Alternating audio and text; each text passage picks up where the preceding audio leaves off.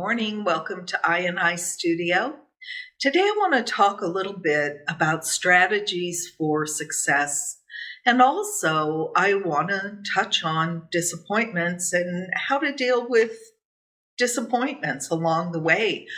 Art is a pretty tough business, and most art schools don't give us a business plan. And the art world has changed tremendously, particularly since COVID. So a lot of things are open to artists that used to not be open to artists. When I went to art school, there was one way, and that was the galleries. And you had your paintings photographed and put in slide form. And you would carry your sheets of slides around and go to galleries and present your work. I was very shy. It was hard for me to do that. And honestly, I'd never had much success in that venue. A lot has changed now with technology. There are a lot of online galleries, a lot of online shows, and we don't have our work photographed in slide form anymore. It's digital. We can do some of our photography. When I'm going to have something printed, I will have a photographer photograph my work because print needs a high quality picture and the web doesn't. So for my website and things like that, a lot of times I can do a fairly good job photographing. So you want to build a resume. And the way to build a resume is to be involved in the art world. If you volunteer for a nonprofit, put it on your resume. That's a very important thing. If you're a member of any group, and there are a lot of memberships right now, especially online, put that on your resume. Very, very important, okay? And of course, shows. Shows are the most easy way to build up your resume. Now, how do you apply to shows? Where do you find the shows? There are online venues such as Cafe Arts that will tell you what shows are taking applications and what the application requirements are. Please read the requirements of the application, because if you get the application wrong, you're not going to get in. Disappointment. So you want to be sure that you're reading the application and following all the guidelines. Your digital images are probably going to have to be in a particular size, a particular format. There's resizing programs you can do to take your photographs, resize them to the appropriate size for the show application, and that's very important. You're often required to do a little writing about your work. Keep it simple, in your voice, direct. Look at the painting and what does it bring up for you? Be honest. It doesn't have to be really art speak. You don't want art speak. You want your voice, okay? Go ahead and apply to the show. Remember, many, many, many people are applying to this one specific show, and it's going to be in a small gallery. A fraction of the people who apply for the show are going to be accepted. And there's a very good chance it won't be you or me. It's going to be someone else. And it all depends on the juror's vision. Okay? So that's what we have to keep in mind. Being turned down for a show, being not accepted, being rejected for a show doesn't necessarily mean it's a reflection on your work, although it feels that way. I was recently turned down for a show I've been applying for probably 20 years. It's an annual show at put on by a museum. And I have never gotten into that show, and I just received another rejection letter. I didn't get in again this year. Well, I started to think about it. I know people that get in that show every year. And one of the things is, it's in a region that I don't often show my work in.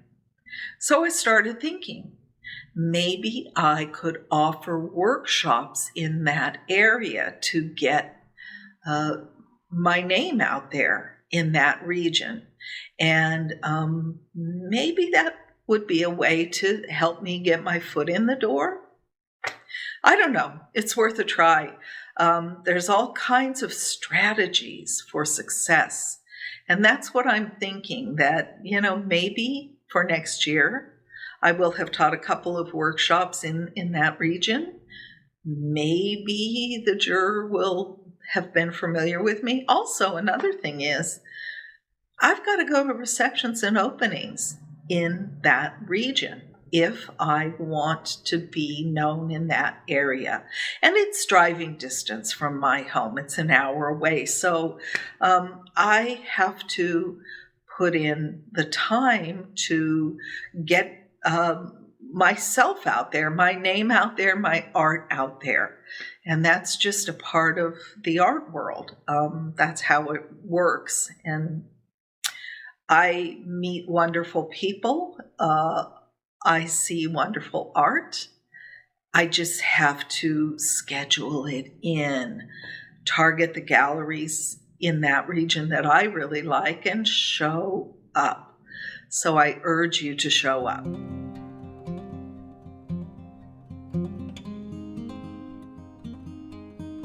So you've applied for the show.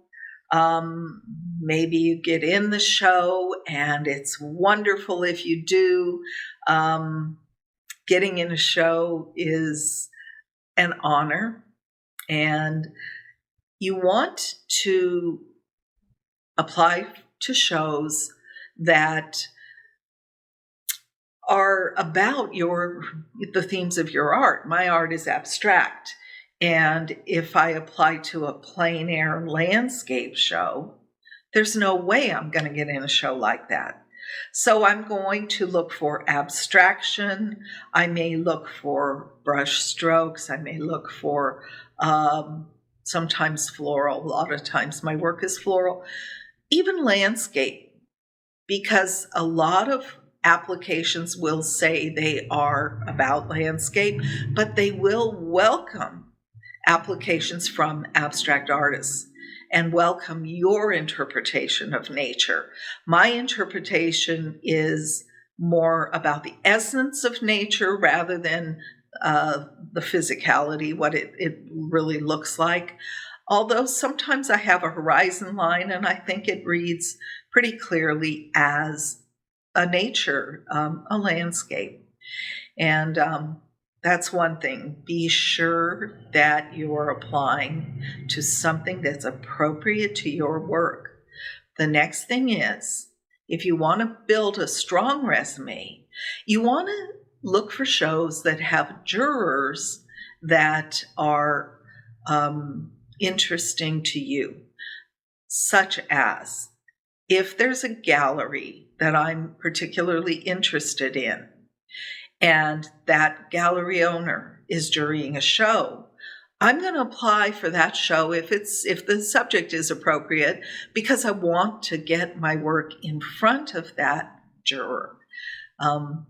And it's always helpful to get to know the galleries you're interested in by getting your work in front of them. And I don't mean walking in and saying, "Here I am, you lucky people, I'm here." That isn't going to get you anywhere. Get to know the gallery, get to know the owner, get to know the other artists in the gallery, and build relationships. So when you get in a show, that's a juried show, on your resume, be sure to state the name of the show, who the juror is, where the venue is, and the year. This is really important in building that resume, okay?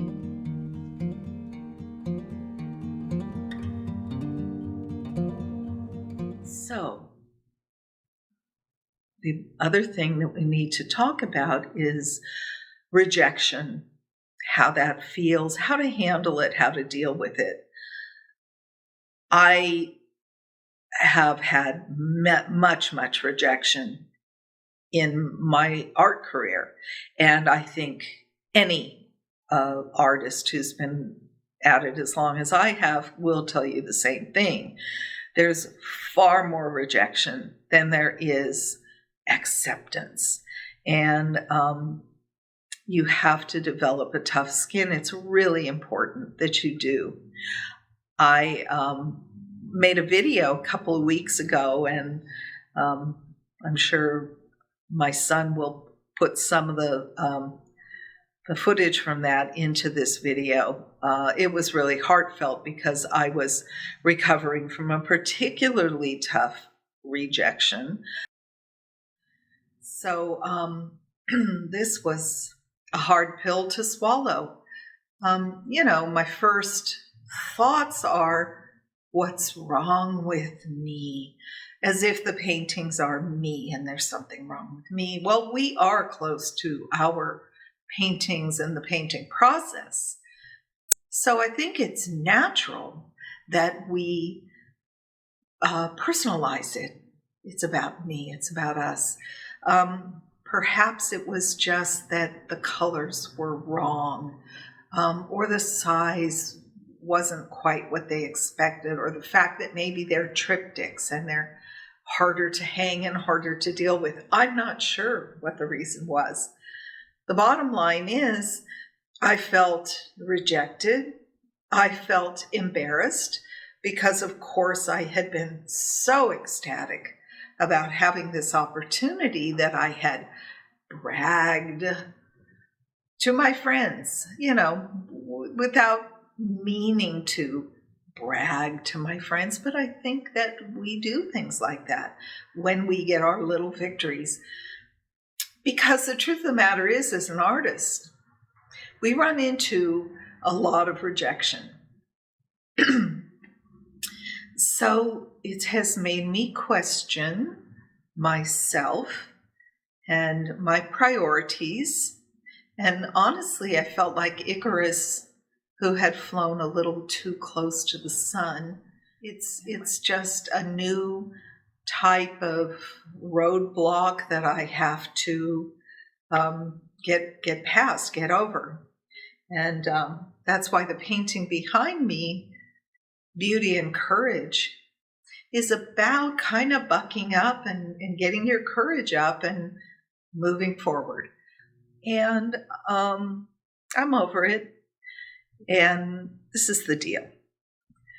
First of all, if it's a show, you have to understand galleries make money on their shows. Some will have 1 a year, 2 a year, maybe up to 4 a year. They're not making a whole lot of money on art sales generally. So galleries have to stay in business. And one money maker for galleries is juried shows, because we as artists pay a fee to enter the show, which is only fair. So if you get rejected, just think of it as you made a donation to a gallery that you like, that you care about. And we do help each other. Artists help galleries, galleries help artists. It's a two-way street. I love galleries. I love going into galleries, seeing art in person, and being a member of a members gallery. I've learned the huge amount of work that goes into putting on a show. We have a team of 14 people all working together to put on a show. And I just am having a show right now at Gearbox Gallery in Oakland. I was just stunned at the amount of work that it took to get the show going, and I'm so grateful for the help that the other members gave me. We all have different areas of expertise, and it's great if someone knows something about an area that I'm not familiar with, and we help each other out.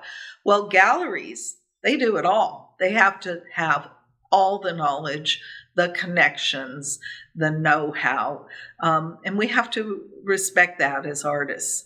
I certainly couldn't put on a show of my own and expect the kind of response I would get if a gallery puts on a show for me. It's going to be all of their expertise and all of their clientele and their years and years of working hard to promote artists that I reap that benefit, and I'm grateful for that. So that's one way to look at the rejection process.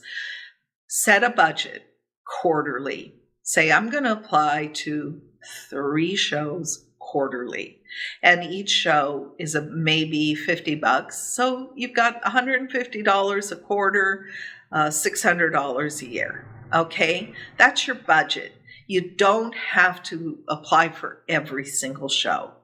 Apply to shows that are within your region, or if it's a national call and you want to spread your wings and apply for a show on the other side of the country, make sure it's a piece that you could easily ship. Shipping is expensive, and keep your sizes to, something about that size you could ship fairly inexpensively. Okay? And remember, share your successes, share your announcements for shows. This helps to build the clientele of the gallery. It helps to build your clientele. We are constantly promoting. Art isn't just about going into the studio and doing the painting. If you're an artist who wants to be out in the world and wants to be in galleries, help the galleries out by promoting your work. And then no sour grapes. If you're rejected, no sour grapes. Please don't ever go on social media and disparage a rejection. It's not good, and it doesn't look good for you. Just take it with grace and toughen your skin. And it's hard. It always feels like a personal rejection. Let yourself feel the rejection. Give yourself a few minutes, an hour, a day, whatever it takes you to kind of process it, feel it, and then release it. Because it's not a bad thing to feel bad. It's not a bad thing to feel rejected. It's not a bad thing to feel hurt. What you don't want to do is you don't want to live in those feelings. You want to live in a positive feeling. You want to live in a positive world and keep your chin up. Keep plugging along. I've been at this for 45 years, and I take it the good, the bad, and the ugly all together. It's my world. It's my life. I'm always learning more and more about navigating the art world. There isn't one art world. It's like however you want to create this world is how you make your art world. Okay? So, that being said, have a great day. Go to the studio. Enjoy your time in the studio. I'm here. I'm going to put on my music. I brought my lunch. I'll have a cup of tea, and I'll just enjoy the day because this is my world, and I love it, and I hope that you love your world too. Nothing happens overnight. Painting is a practice. Practice makes perfect. I'll see you next week. Take care. So I'm going to spend the evening cleaning my studio. I bought a candle. I'm burning a candle and just make a fresh start.